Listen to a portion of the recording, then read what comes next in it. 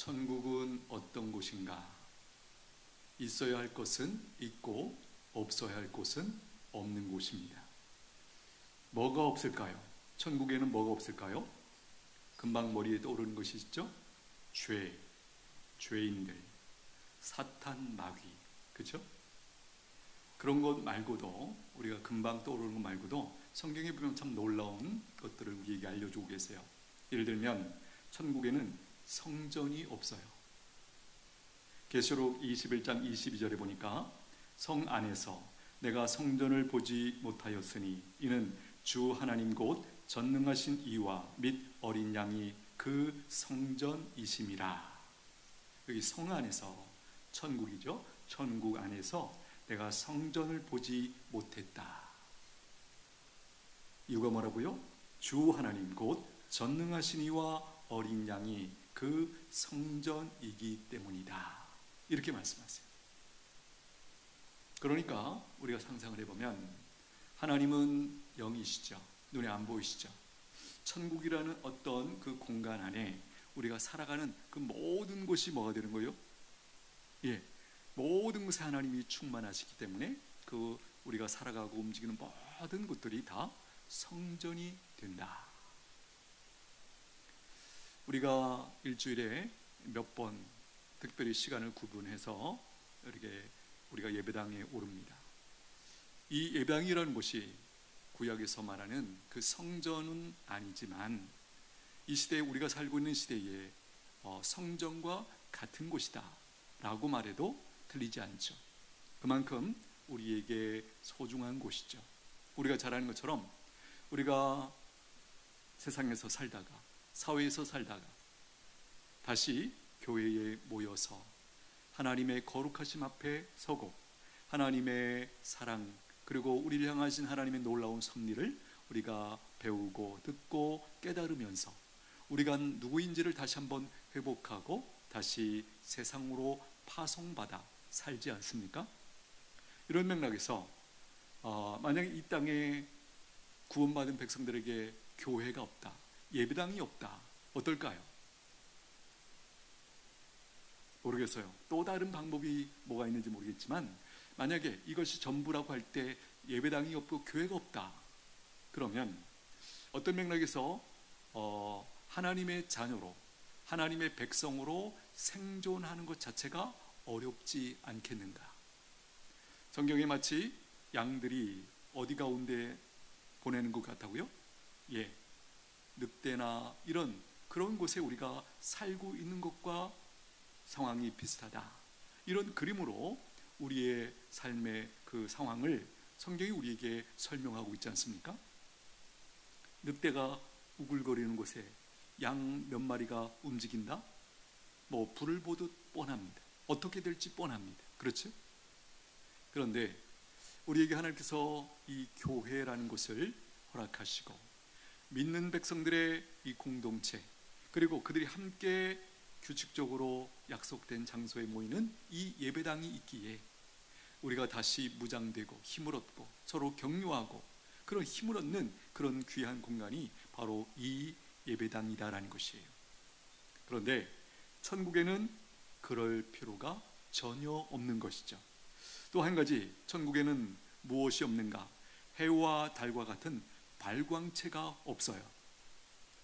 계시록 21장 23절, 그 성은 해나 달의 비침이 쓸데없으니 이는 하나님의 영광이 비치고 어린 양이 그 등불이 되심이라. 하나님의 영광이 비치고 있기 때문에, 가득하기 때문에, 어떤 우리가 이 땅에서 저녁에 밤에 빛을 필요로 하는 것처럼, 혹은 낮에도 어떤 그 식물들이 자라고 하는 등등의 여러 가지 이유 때문에 빛이 필요한 것처럼 그런 것들이 더 이상 필요 없다. 왜냐? 하나님의 영광이 비치고 어린 양이 그 등불이 되시기 때문이다. 여러분, 이런 거 있죠. 어떤 면에서 예를 들면 이 불이라는 것, 등불이라는 것의 어떤 그 발전의 방향을 이렇게 한번 상상을 해보면 어떻습니까? 확실히 점점 우리가 휴대하기가 편하죠. 옛날에 우리 후레쉬라는 거 보면 제가 어릴 때만 해도 후레쉬는 한 이만했어요. 이만한 거 들고 다니고 이렇게 그런 느낌이었는데, 요즘은 후레쉬가 어때요? 굉장히 조그만데 아주 강력해요. 멀리 보이고 넓게 보이고, 그런 어떤 그 엄청나게 그 변화의 발전을 보면 굉장히 작고 휴대하기가 쉽고, 그렇죠? 이런 어떤 그 특징들이 있죠. 그런데 천국에 가면 더 이상 휴대할 필요도 없어요. 그런 빛의 필요를 전혀 우리가 느끼지 않는다라는 것이에요. 또 한 가지는 천국에는 안전사고가 없습니다. 요한계시록 21장 25절에 보니까 낮에 성문들을 도무지 닫지 아니하리니 거기에는 밤이 없습니다. 예, 성문들을 도무지 닫지 않아요. 이스라엘 역사를 보면 그 도시가 일단은 그 성곽으로 둘러싸여 있고 들어가는 성문이 있잖아요. 그리고 예를 들면 여리고 성 같은 데 보십시오. 이제 저녁이 되면 성문을 닫는 시간이 있어요. 뭐죠? 외부와 차단하기 위해서, 외부에서 자유롭게 드나드는 것을 막기 위해서, 언제 어떻게 누가 들어올지 알 수 없기 때문에 예루살렘 성도 마찬가지죠. 성문이 있어요. 그렇죠? 그래서 그것을 여는 시간이 있고 닫는 시간이 있어요. 문지기가 있어요. 이런 것이 분명히 있다라는 거예요. 그것은 무엇을 염두에 두기 때문에 그와 같이 성벽, 성문, 문지기 그런 것들이 있는 거죠. 천국은 어떤 곳인가? 낮에 성문들을 도무지 닫지 아니하리니 거기에는 밤이 없기 때문입니다. 어쩌면 여기 뒤에 이렇게 이어지는 것이 맞을지도 몰라요. 낮에 성문들을 도무지 닫지 아니하리니 이는 도둑이 없기 때문이라. 이렇게 말을 해도 틀리지 않죠. 처음에 전제되는 것처럼 그곳에는 죄나 죄인들이나 이런 것들이 없기 때문에, 그렇죠? 충분히 자유로운 곳이다. 이렇게 또 안전한 곳이다. 성경이 우리에게 알려주고 있습니다. 또 천국에는 불평과 불만스러운 욕구가 전혀 없는 것이에요. 왜일까요? 모든 것이 좋아요. 모든 것이 충만해요. 그렇죠? 어떤 사람이 부족해서 다른 사람을 가지고 있는 것을 향해서 침을 흘리거나 갖고 싶어 하거나 빼앗고 싶어 하거나 이런 반응이 전혀 없는 곳이다. 계시록 21장 1절 2절을 보니까 또 내가 새 하늘과 새 땅을 보니 처음 하늘과 처음 땅이 없어졌고 바다도 다시 있지 않더라. 또 내가 보매 거룩한 성 새 예루살렘이 하나님께로부터 하늘에서 내려오니 그 준비한 것이 신부가 남편을 위하여 단장한 것 같더라. 여기 끝에 있는 이 비유, 신부가 남편을 위하여 단장한 것 같더라. 이것은 무엇을 특별히 보여주고 싶어 하는 것일까요? 1차적으로 천국의 분위기가 어떤 곳인지를 알려준다고 생각합니다. 또한 이 그림은 이런 것이죠. 결혼식 날, 그렇죠? 결혼식 날과 같은 분위기예요. 그래서 신부가 남편을 위해서 가장 예쁘게 단장한 그날, 신랑도 신부를 위해서 마찬가지죠. 그렇죠? 그날 신랑과 신부의 입에서 어떤 표현들이 나올까? 불평, 원망 이런 것들이 가능할까요? 우리가 조금만 생각해도 그런 일은 없을 거예요. 그들이 입에서 주로 나오는 말들은 감탄사예요. 와, 너무 예쁘다. 와, 너무 멋지다. 그렇죠?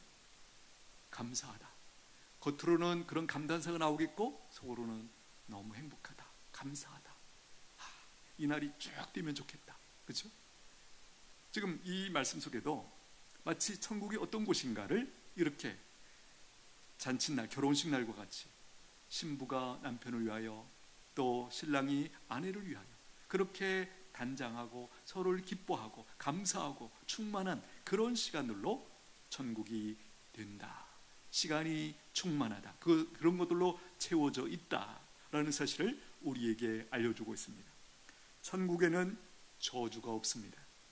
계시록 22장 3절 다시 저주가 없으며 하나님과 그 어린 양의 보좌가 그 가운데 있으리니 그의 종들이 그를 섬기며 다시는 저주가 없다.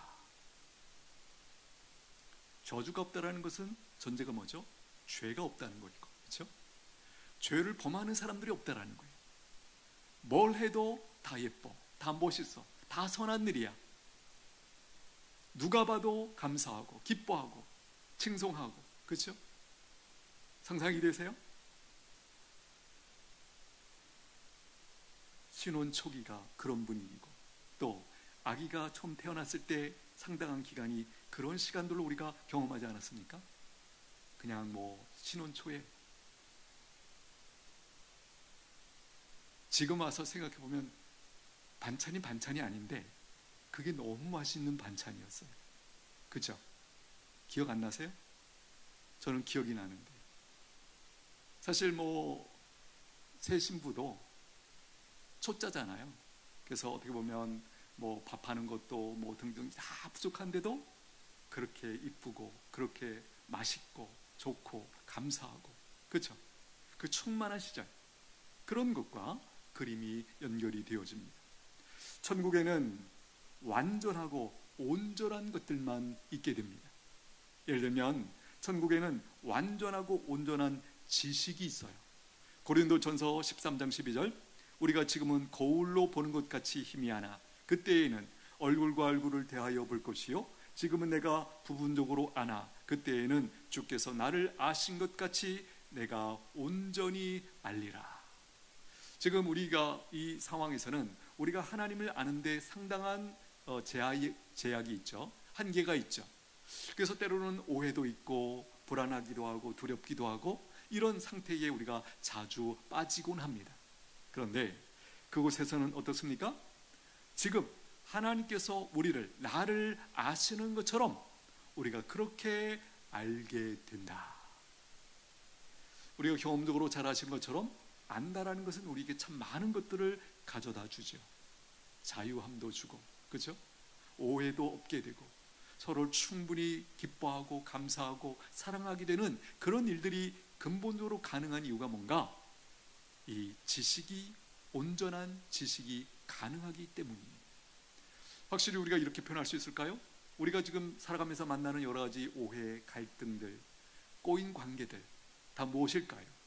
무엇인가 제약이 있기 때문에, 아는데 제약이 있기 때문에 그런 일이 사실은 일어날 수밖에 없다라는 것이죠. 그런데 천국에서는 그 모든 것들이 더 이상 필요하지 않아요. 완전한 그리고 온전한 지식이 가능해요. 그곳이 어떤 곳일까? 어떤 느낌으로 우리가 그 상황을 경험하게 될까? 또 천국에는 완전하고 온전한 위로가 있어요. 누가복음 16장 25절, 아브라함이 이르되 예 너는 살았을 때에 좋은 것을 받았고 나사로는 고난을 받았으니 이것을 기억하라. 이제 그는 여기서 위로를 받고 너는 괴로움을 받느니라. 우리 한번 계산해 볼까요? 부자가 이 땅에서 우리가 성경에서 예수님이 가르쳐 주시는 것처럼 그야말로 떵떵거리면서 원하는 거 다 누렸어요. 먹고 입고 누리고 하여간 원하는 거 다 가졌어요. 나사로는요, 그 부잣집 앞에서 몸에 여러 가지 그 질병에 걸려가지고 겨우겨우 연명하면서 그 부잣집에서 나오는 쓰레기 같은 남은 음식들을 가지고 겨우 연명해야 되는, 그렇죠?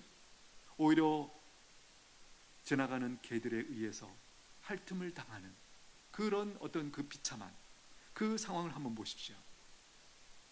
그런데 천국에서 이 상황이 역전되죠. 거지 나사로는 아브라함의 품에 안겼고 부자는 지옥에 떨어졌습니다. 부자가 그곳에서 반응하는 참 놀라운 장면이 뭐죠?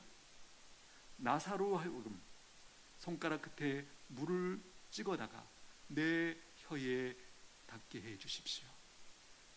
여러분, 그 표현이 어떤 호소죠? 제가 만약에 부자 입장이라면 자존심 상해가지고 그 거짓 나사로한테 찍어달라 이 말 안 할 것 같아요. 그런데 부자는 한다는 거예요. 뭘 얘기하죠? 그만큼 그런 거 따질 형편이 아니라는 거예요. 그렇죠? 그 물, 손가락에 달려오는 그 물 한 방울이라도 있으면 살 것 같은 그런 곳이 지옥이다라는 것이에요. 한번 우리가 질문을 스스로 한번 해봤으면 좋겠습니다. 우리가 선택할 수 있다면 여러분들은 이 땅에서 부자로 살고 싶으세요? 아니면 거지로 살고 싶으세요? 천국이 없다면 이 질문 자체가 의문이죠. 바보죠. 천국을 배제하면 부자로 살고 싶으세요? 거지로? 물을 것도 없죠. 그런데 천국이 있어요. 그리고 이 결국은 이렇게 된다는 거, 거기에 우리가 그걸 전제로 할 때 여쭤봅니다. 부자로 살고 싶으세요? 거지로 살고 싶으세요? 우리의 마땅한 대답은 거지가 정답이죠. 이 땅에서 그렇게 비참할지라도 천국에 가면서 죽음을 통과하면서 역전되는 그 상황이 분명히 있다면 우리의 선택은 분명합니다. 고민이 없습니다. 그렇죠? 천국이 분명하고, 그렇죠? 여기서 우리가 헷갈리면 안 되죠. 우리가 이 땅에 살면서 얼마나 많은 위로가 필요한 사람들인지 우리 모두 절절하게 알고 있지 않습니까? 그렇습니다. 우리 중에 이 위로가 필요 없는 사람은 아무도 없을 거예요.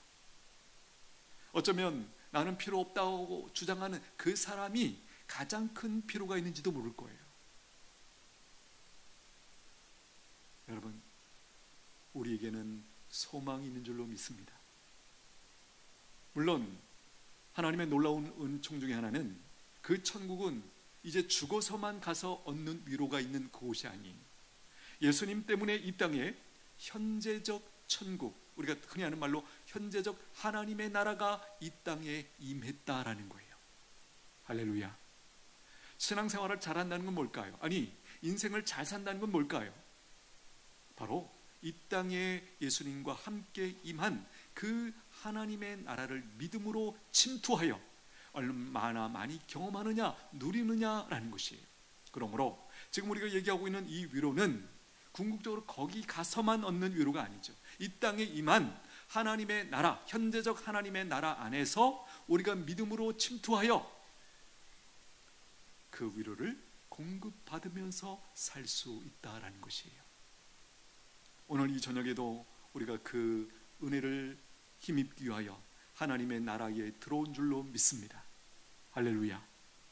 그게 예배고, 우리가 신앙을 또 말씀을 배우기 위해서, 기도하기 위해서 하나님의 집에 찾아오는 그런 이유이기도 하고 목표이기도 한 것이죠. 여러분, 우리가 이 교회 생활 혹은 신앙생활을 이런 맥락에서 이해해 보십시오.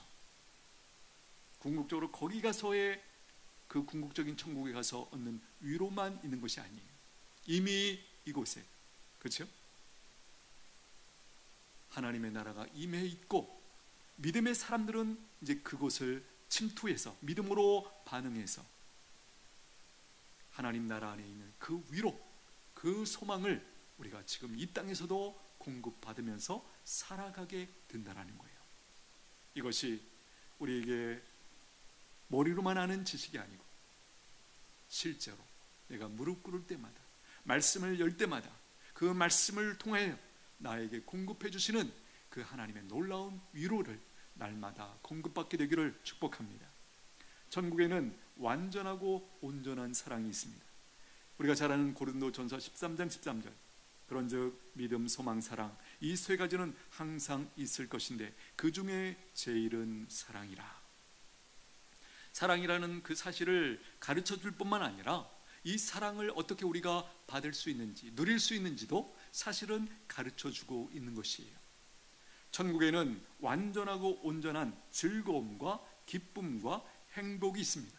마태복음 25장 23절, 그 주인이 이르되 잘하였도다 착하고 충성된 종아, 내가 적은 일에 충성하였음에 내가 많은 것을 내게 맡기리니 내 주인의 즐거움에 참여할지어다 하고, 여기 주인의 즐거움, 다른 말로 말하면 하나님의 즐거움에 참여할지어다.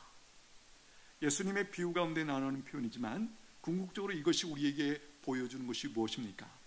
하나님께서 맡겨주신 일을 충성스럽게 성실하게 내게 주신 힘을 다하여 그렇게 감당하는 중에 결국 어떻게 된다는 것이죠? 나에게 그 일을 맡겨주신, 그 사명을 주신 하나님의 즐거움에 참여하게 된다라는 것이에요. 우리가 경험적으로 알고 있는 것처럼 하나님이 맡겨주신 어떤 일, 우리가 흔히 직업이라고 말하죠. 어떤 일 혹은 그 직업은 직업으로서의 일만 있는 것이 아니죠. 그 안에 같이 사명이라는 것도 같이 곁들여져 있는 거죠. 그래서 일을 한다라는 측면도 있지만 그 일을 통해서 사명을 감당하고 있다, 그렇게 이해도 결코 틀리지 않습니다.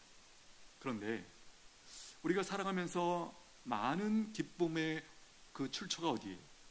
그 일을 하면서, 다르게 말하면 사명을 감당하면서 거기에서의 그 성취감, 또 승리감, 그죠?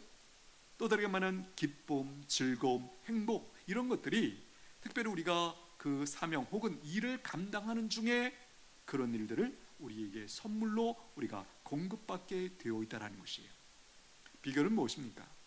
우리가 구원받은 백성이라면 이미 하나님 나라에 들어온 백성들이고, 그래서 뭐가 바뀌는가? 우리가 하는 일이 바뀌는 게 아니죠. 그 일은 계속하고 있는데 그 일을 이해하고 바라보고 하는 그 눈이 바뀌면서 그냥 물질을 버는 통로가 아니고 하나님의 뜻을 섬기고 사명을 감당하는 그 과정으로서 우리가 일을, 직장을, 직업을 이해하고 누리기 시작한다는 거예요. 요즘 어떠십니까? 우리가 하고 있는 일들, 어떤 마음을 가지고 여러분들이 그 일을 하고 계십니까? 물론 일이라는 것 자체가 쉬운 건 아니죠. 어떤 일치고 쉬운 일 없습니다. 그렇죠? 다 힘들고 어렵고 그런 것이 맞습니다. 그럼에도 불구하고 왜 하나님의 백성들은 그 일을 하면서 다른 것을 느끼고 다른 그 기쁨과 성취감과 이런 것을 경험할까요? 단순히 돈을 많이 벌기 때문입니까? 그렇지 않죠. 말씀드린 것처럼 그렇게 그 일을 하나님이 부족한 나에게 맡겨주셨다. 그래서 귀한 것이고, 또 그 일을 우리가 잘 감당하고 애쓰는 중에 내가 또 발전되고, 그것을 이루었을 때 그 성취감, 그 승리감, 그렇죠? 또 그 일을 통해서 누군가를 섬기는 것이 눈에 보일 때 거기에 보람도 있고 만족도 있고 내 존재의 가치도 새롭게 발견하게 되는 그 은혜를 누리게 되기 때문에 우리가 하는 일들이 그토록 의미가 있고 소중한 것이다 라는 것이에요. 천국은 어떤 곳일까? 천국은 그리스도인들이 영광스러운 몸으로 부활하여 영원히 살게 되는 곳이에요. 너무나 당연하고 잘 알고 있는 내용이에요. 그러나 이 내용들을 우리가 곰곰이 한번 잘 생각해 볼 필요가 있습니다. 오늘 우리가 읽었던 본문 한번 보십시오. 요한일서 3장 2절, 사랑하는 자들아 우리가 지금은 하나님의 자녀라. 지금부터라는 거죠. 그죠? 뭐 거기 가서만 그런 개념이에요. 하나님의 자녀라. 장래에 어떻게 될지 아직 나타나지 아니하였으나, 우리가 충분히 잘 모르지만 그러나 그가 나타나시면 우리가 그와 같을 줄을 아는 것은 그의 참모습 그대로 볼 것이기 때문이니. 여러분, 우리가 예수님을 만날 때 뭐 때문에 우리가 그야말로 그 순간을 그토록 기다리고 그 순간에 그분을 만나게 되었을 때 우리가 그야말로 어떻게 반응하게 될까? 상상이 되세요? 그분을 만날 때 우리가 크게 어떻게 보면 긍정적인 의미에서 충격을 받을 거예요. 놀랄 거예요. 모르긴 해도 기절해서 자빠질지도 몰라요. 긍정적인 의미에서 너무 좋아서, 황홀해서, 기뻐서. 그렇죠? 그런데 그 중요한 내용 중에 하나가 뭐냐? 그때 예수님을 딱 봤을 때 우리가 뭘 알게 된다고요? 우리가 그와 같을 줄을 알게 된다.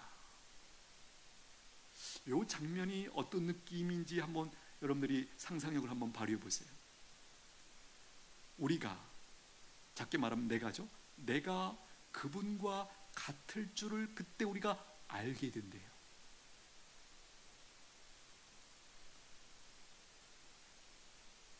그때 그분과 같아진 나를 거기서 발견하게 된대요. 상상이 되세요? 제가 지금 국어가 딸려가지고 뭐라고 표현이 잘 안 돼요. 그러니까 저도 좀 생각하고 있는 중에 그때 어떤 느낌으로 우리가 그 상황을 느끼게 될까? 만나게 될까?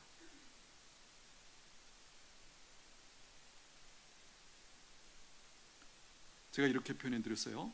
천국은 그리스도인들이 영광스러운 몸으로 부활하여, 영광스러운 몸, 부활체죠.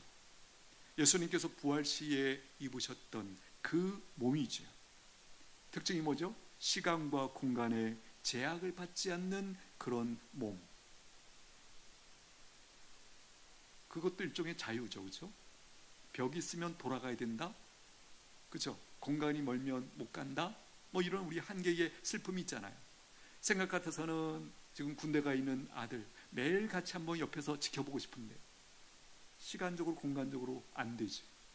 근데 그때에는 시간과 공간의 제약을 받지 않는데요.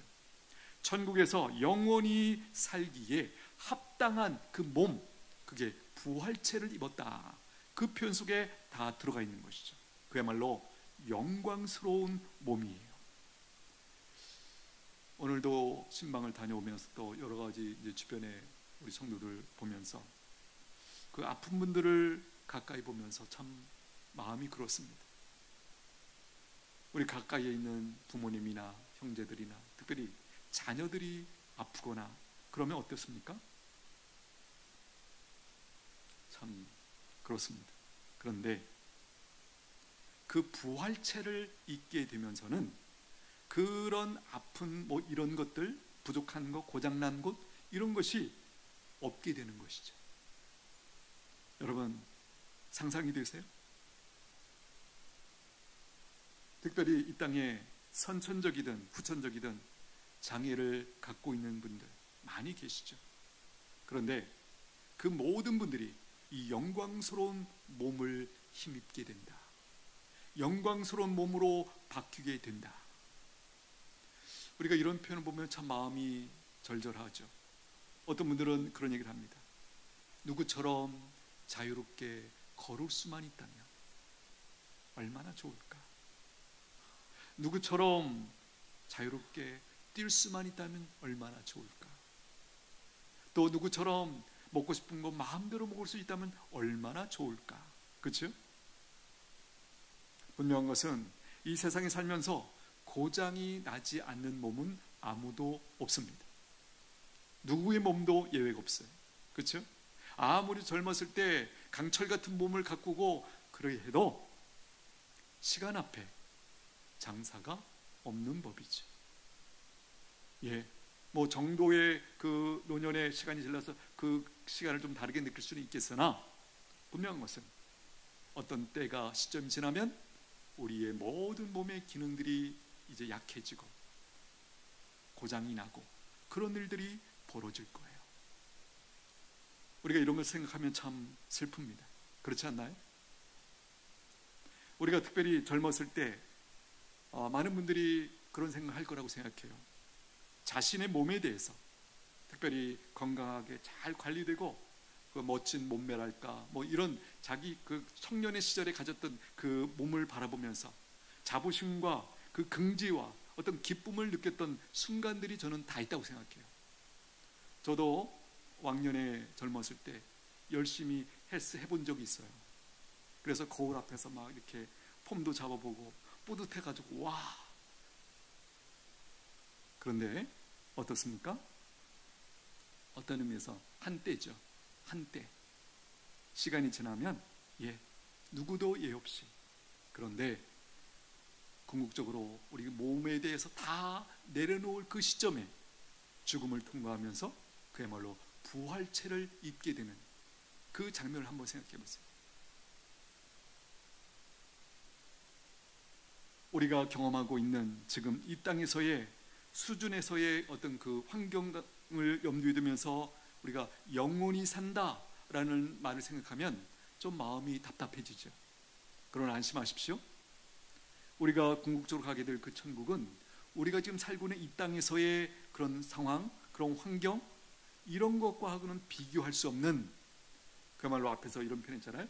완전한 곳, 온전한 곳, 충만한 곳, 생명으로 가득 찬 곳. 와, 이런 단어들이 결국 우리에게 궁극적으로 그 실체를 알게 되었을 때는 어떤 느낌일까? 한번 상상해 보십시오. 그렇습니다. 가끔 전에도 그런 경험이 있었어요. 어떤 분은 천국 별로 관심 없어요. 왜 그러냐니까 그거예요. 지금 이 땅에서 느끼는 이런 고통이 있는 곳으로 이해하면서 이 몸 상태를 가지고 내가 영원히 산다? 오해가 된 거죠. 그분이 말씀을 모르기 때문에 그렇게 잘못 연결하고 이해를 해서 천국에 대해서 스스로 소망을 포기해버린 그런 안타까운 현상이 그런 예일 거예요. 여러분 안심하십시오. 천국은 우리가 생각한 것보다 훨씬 더, 여러분들이 천국은 이런 곳이겠지? 사람마다 생각하는 상상하는 아마 정도나 수준이 또 다를 거예요. 그러나 이 땅에 살았던 모든 사람들 중에 가장 머리가 좋은 사람일까, 하여간 상상력이 뛰어난 사람이 했던 그 상상력보다 상대가 안 될 만큼 천국은 그런 곳이라는 것, 여러분 믿으시게 되기를 축복합니다. 천국은 거룩한 백성들과 거룩한 교제가 있는 곳이에요. 요한계시록 21장 3절, 내가 들으니 보좌에서 큰 음성이 나서 이르되 보라, 하나님의 장막이 사람들과 함께 있음에 하나님이 그들과 함께 계시리니 그들은 하나님의 백성이 되고 하나님은 친히 그들과 함께 계셔서, 하나님이 중심에 계시고 그 백성들이 함께 모여서 기뻐하고 감사하고 그 예배를 드리고 교제하는 이 아름다운 모습을 이렇게 아주 간략하게 묘사하고 있는 것이죠. 자, 그런데 한번 보십시오. 교회를 교회답게 세워간다는 그 이미지를 이 표현 속에서 저는 어느 정도 감을 잡게 됩니다. 천국은 어떤 곳인가? 거룩한 백성들과 거룩한 교제가 있는 곳이다. 지금 이 땅에서의 교회에서의 성도들의 교제는 어떤 곳이어야 될까요? 앞에서도 잠시 언급드린 것처럼 지금 이 교회는 현재적 하나님의 나라를 그래도 부족하지만, 완전하고 충분하지 않지만 가시적으로 세상 사람들에게 보여주고 있는 곳이에요. 그것이 바로 교회이죠. 그러므로 교회는 어떤 곳이 되는가? 충분하지는 않지만 거룩한 교제를 도모하고 경험해 가는 곳이어야 돼요. 함께. 이건 혼자 열심히 돼서 하는 게 아니에요. 모든 성도들이 한 마음을 가지고 성경에서 가르치는 성도의 교제가 뭘까? 성도의 교제를 왜 성경은 강조할까? 그것을 마음에 새기면서 성경에서 가르치는 그 거룩한 교제를 사모하고 시도하고 계속 노력하고, 그러면서 이 땅에 임한 하나님의 나라를 우리가 또 경험하고 누려가게 된다라는 것이에요. 세상에서 누구랑 만나고 또 같이 얘기하고 맛있는 거 먹고 놀면 제일 좋습니까? 떠오르는 사람이 있으시죠? 그것이 부부 사이일 수도 있고 자녀일 수도 있고 부모님일 수도 있고 형제들 수도 있고 또 어떤 특별한 친구일 수도 있고, 그렇죠? 분명히 우리에게는 적어도 한 명 이상은 이런 존재들이 있지 않습니까? 그 친구랑 만나기만 하면 마음에 있는 거 다 나눌 수 있고 위로와 격려를 받고, 그렇죠? 뭘 먹어도 맛있고 뭘 같이 해도 즐겁고 행복한 어떤 그런 존재들이 분명히 있다라는 것이에요. 여러분, 그런 것과 성경에서 가르치는 궁극적으로 천국에서 우리가 천국을 얘기하는데 천국에서의 교제는 어떤 것일까요? 제가 흔히 쓰는 표현이잖아요.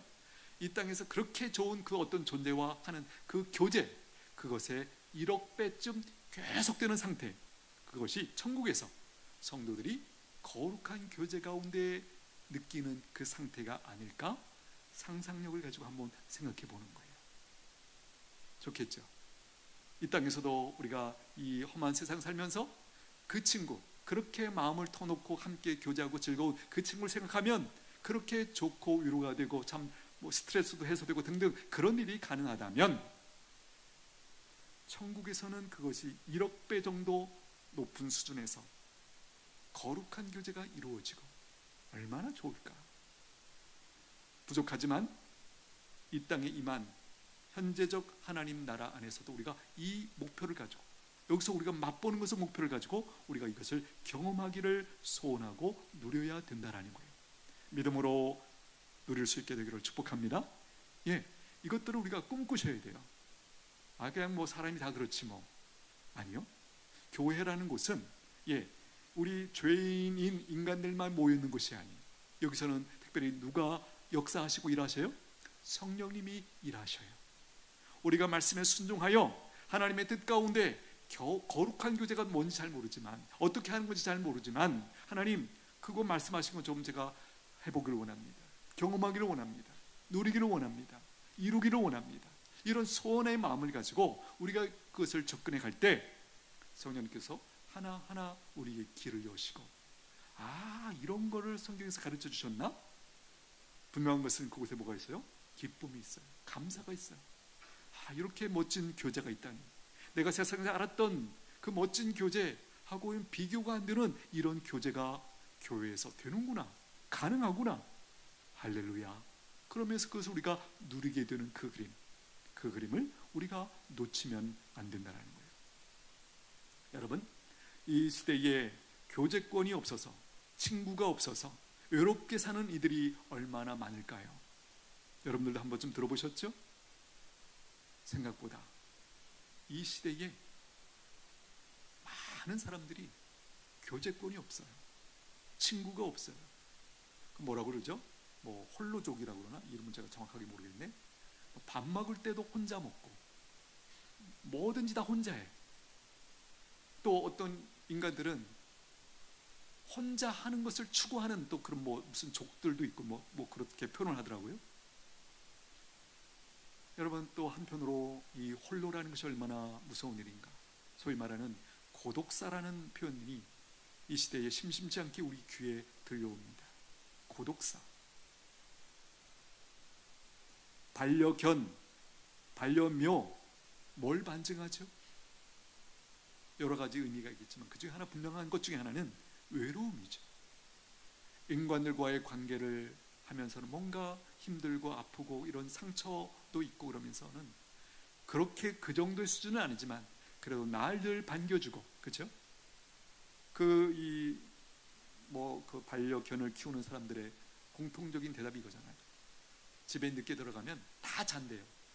아내도 자고 애들도 잔대. 근데 그 강아지만 자기가 들어가면 그냥 좋아가지고 막 달려와가지고 안기고, 그게 너무 그 위로가 되고 활력이 된다. 그래서 그렇게 그 반려견이 좋다. 요게 아주 가장 많이 하는 대답이 아닐까 싶습니다. 또 다른 관점에서 보면 참 슬프죠. 그렇죠? 도대체 우리가 살고 있는 이 세상이 어떻게 돌아가고 있길래, 되어가고 있길래 우리가 기껏해야 그런 동물에 의존해서 마음을 뭔가를 채워야 된다는 그 사실 자체가 뭔가 이렇게 씁쓸하지 않습니까? 이런 맥락에서 대안은 현재적 하나님의 나라 안에 만들어주신 교회입니다. 그렇죠? 우리가 마지막 하나님의 부르심을 받을 때까지도 외롭게 혼자 그 마지막 시간을 통과하는 것이 아니고 옆에 믿음의 지체들이 같이 할 수 있고, 그렇죠?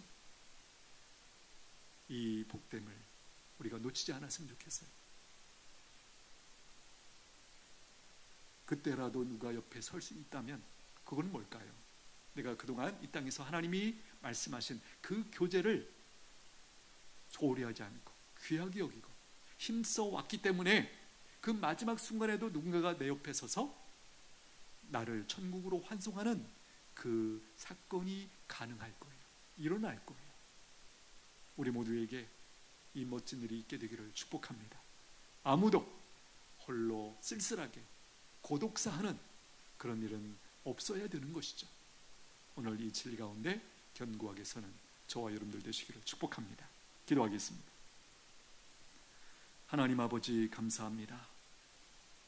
천국이 어떤 곳인지를 가르쳐 주실 뿐만 아니라 그 천국이 이미 우리 가운데 임했다고 가르쳐 주시고, 교회를 통해서 믿는 자들과의 교제 가운데 믿음으로 누릴 수 있는 그 복을 알게 해주시니 감사합니다.